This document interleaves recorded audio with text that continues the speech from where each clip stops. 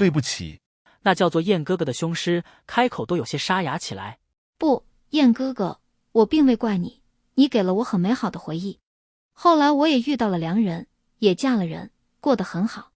所以你也原谅自己好不好？是啊，他并非不知道自己已经死了，只是云英还在等他，他非得再见到云英不可。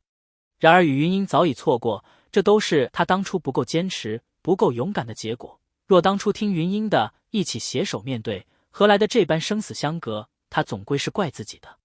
若是凶师有眼泪，他现在定是已泪流满面。良久，他问：他对你好吗？里面的人肯定地回答他：他对我很好。那便好。感叹一声，他道：炼膏草，这是最后一支。云英，你要幸福。希望你幸福平安喜乐。说罢，他便好似很安定。这时魏无羡和蓝忘机才出来，奏起一曲安息。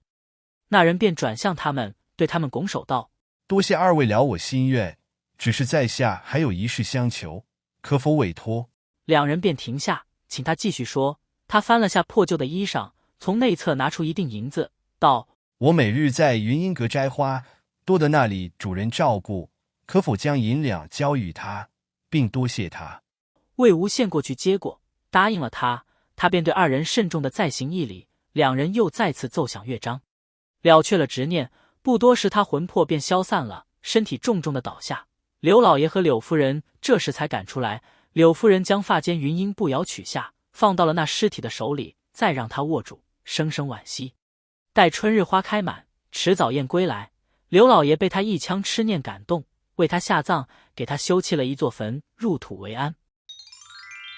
这日两人来到云英阁，夏仆道老爷去后山了，两人便向后山寻去。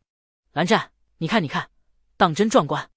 一眼望去，漫山遍野花开灿烂，粉得极嫩，红得极艳，香辉交错，好似天边火烧红霞。微风拂过，下起粉艳的花瓣雨，映着那人晶亮的桃花眼，灼烧了整个天地，当真春风十里不如眼前人。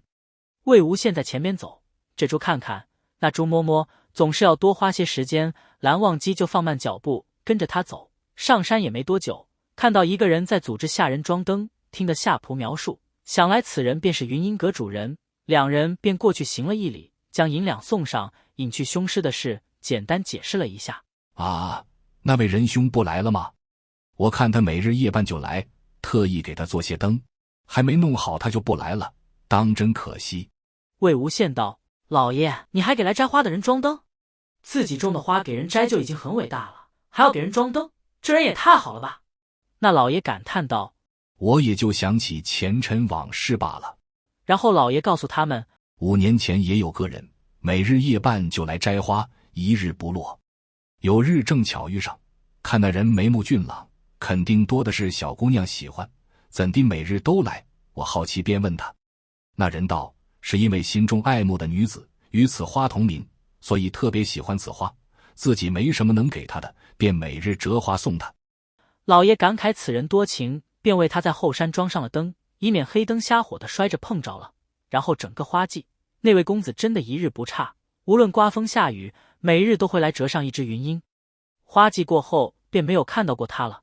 老爷心里还想着，不知道他有没有成功追到喜欢的女子。过了一段时间，那俊朗的公子又来了，这次是和他辞行，说要去远方参军，要建功立业，回来迎娶心爱的姑娘，也是给了老爷一锭银子表示感谢。老爷原本不肯要，那人执意，便也不好推辞。从此再也没见过了，我时不时会想起他，想着若哪个女子能和这般痴情郎在一起，一定会非常幸福吧。4年之后，来了个女子，想要买一株云英树苗。这花本是不卖的，我拒绝了她。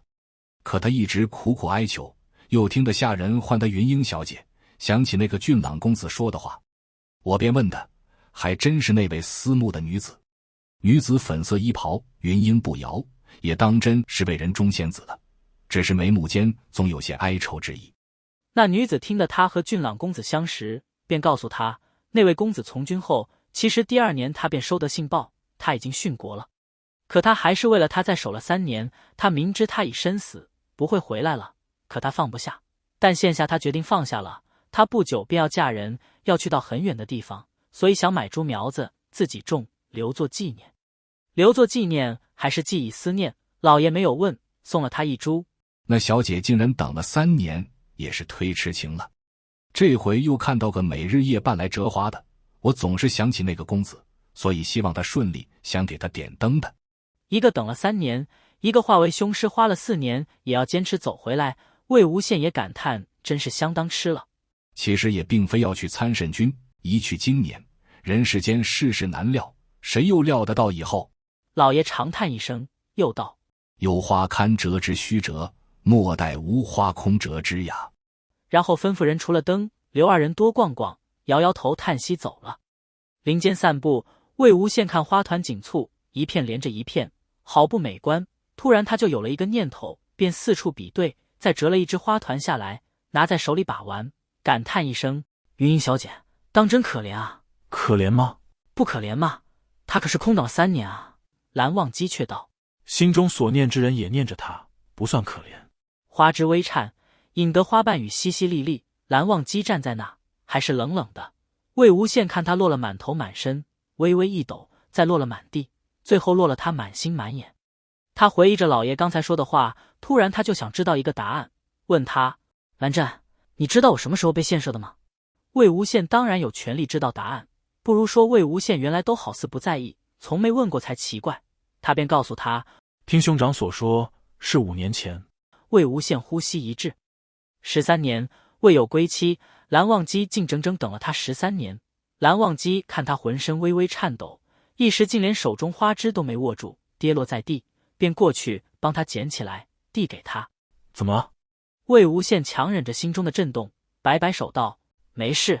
然后接过花枝，却是随手扔了，道：不要这个了，我得找只更好的。然后他就拉着蓝忘机在林间四处逛，颗颗看过，支支比对，比之前仔细了不知多少，花了好些时间，才终于寻了一颗他满意的，2、3下爬上去，折了一只花朵饱满的。蓝忘机不解，问他：你这是作甚？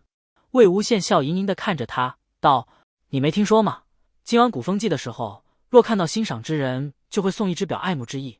我当然是要准备一只，万一有看对眼的，好送人啊。蓝忘机抿了抿唇，没有说话。魏无羡又道：啊，蓝二公子莫不是也想要？胡说！8到2个字还没说出来，蓝忘机就见魏无羡贴近过来，从手中折下一朵别于他的鬓边。这只不行，我得留着，不过这朵可以送给韩光君了。蓝忘机呆愣了一瞬，便看到那人在面前捧腹大笑，哈哈，蓝二公子当真适合，不，人比花美。无聊。说罢瞪了魏无羡一眼，再将鬓边花朵拿下，却是没有丢，在手中拽住了。蓝湛，听说今晚有烟火哎。蓝湛，我们先回客栈休息一下，到时间了再出来逛几点，好不？我想看烟火。蓝湛，你能说个别的字吗？2人一路遇见回去，不管他说什么，蓝忘机都只回他一个根本心不在焉。魏无羡面上抱怨着，心里早乐开了花。只不过2人回到客栈里，又看到那床帐被装了回去。魏无羡和蓝忘机对店小二的执着，当真是佩服得五体投地。